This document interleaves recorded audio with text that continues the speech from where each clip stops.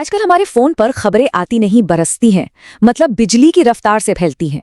लेकिन सवाल यह है कि इस डिजिटल दुनिया में जो कुछ भी चमक रहा है, क्या वो वाकई सोना है या फिर एक जाल?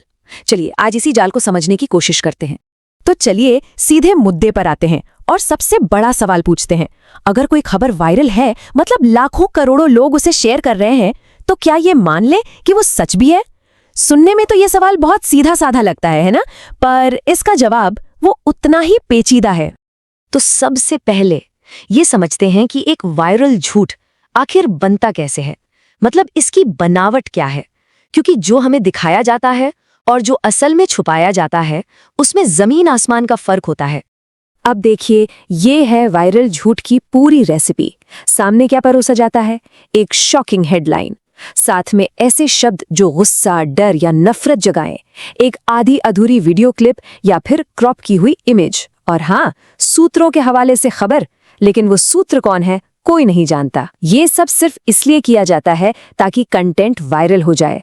पर असली कहानी वो तो अक्सर छुपी होती है, मतलब पूरा कॉन्टेक्स्ट ही गायब होता है।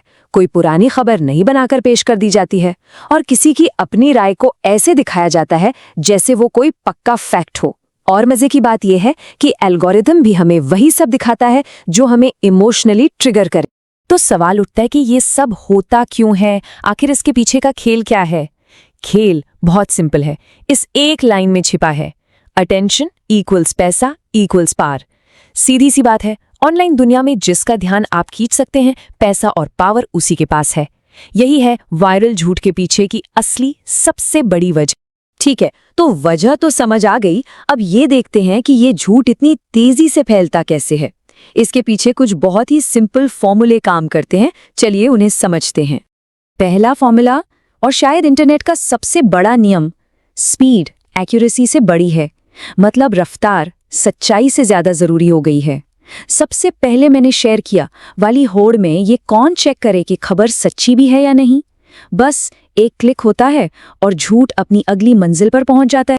अब आता है दूसरा और शायद सबसे पावरफुल फॉर्मूला, इमोशन लॉजिक से बड़ा है। सोच कर देखिए, जो कंटेंट हमें एकदम से गुस्सा दिला दे या बहुत खुश कर दे या फिर डरा दे, हम उसे लॉजिक लगाकर नहीं सोचते, बस फौरन शेयर कर देते हैं। दिमाग पीछे रह जाता है और दिल का इमोशन वो बाजी मार ले जाता है। और तीसरा फॉर्मूला, ये तो सोशल मीडिया की कड़वी सच्चाई है, लाइक्स सच से बड़े हैं। जी हाँ, कितने लाइक्स मिले, कितने शेयर हुए, ये सच्चाई से ज्यादा जरूरी हो गया है। बस थोड़े से सोशल वैलिडेशन के लिए, मतलब दूसरों से मिली पहचान के लिए, लोग कुछ भी शेयर करने को तैयार हैं, फिर चाहे वो सच हो या ना हो। ठीक है, तो प्रॉब्लम समझ ली, वजह भी जान ली, पर सवाल ये है कि इस सब से बचा कैसे जाए। तो चलिए अब बात करते हैं एक्शन की। ये रही एक डिजिटल सेल्फ डिफेंस किट, मतलब ऑनलाइन सेफ रहने के 4 बिल्कुल सिंपल स्टेप्स। बस ये 4 आदतें बना लेनी है, ये एक फिल्टर की तरह काम करेंगी।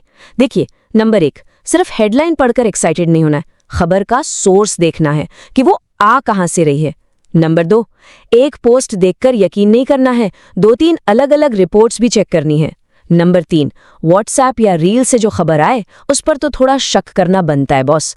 और चौथा, और ये सबसे इंपॉर्टेंट है, कुछ भी शेयर करने से पहले बस 10 सेकंड रुककर सोचना है, क्या ये वाकई शेयर करने लायक है?